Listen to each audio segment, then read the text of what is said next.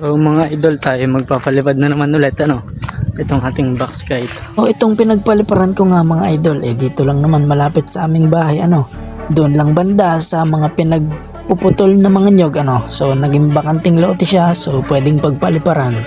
So nakapagpalipad na tayo, Ngunit halarga natin. So sa puntong yan nga mga idol, nag-iinikot na naman yung aking saranggola, Iniliban ko kasi yan doon sa may tapat ng bahay namin. At para naman malapit ang aking pupuntahan pag ipinugal.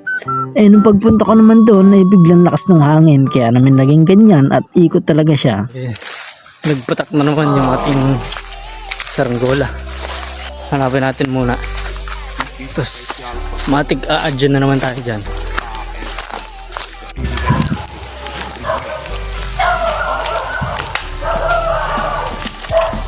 Ayun na naman, sumabit na naman. Oh no!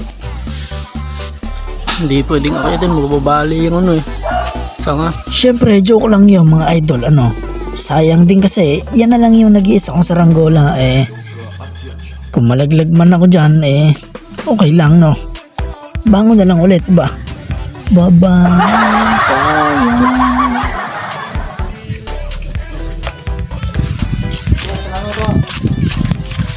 So yun, nakuha na natin.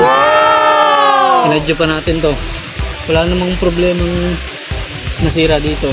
Ang kati lang. Nag-paper daw nito, tapos napaso. Mamamasok. Sakit. So sa puntong yan mga idol, tinatanggal ko na yung mga kulutan na tumikit sa aking pantalon. Nakita kasi ng nanay ko, tanggalin ko daw isa-isa. Sa diskarte ko, tinanggal ko gamit yung itak na mahaba. So salamat sa inyong panonood mga idol.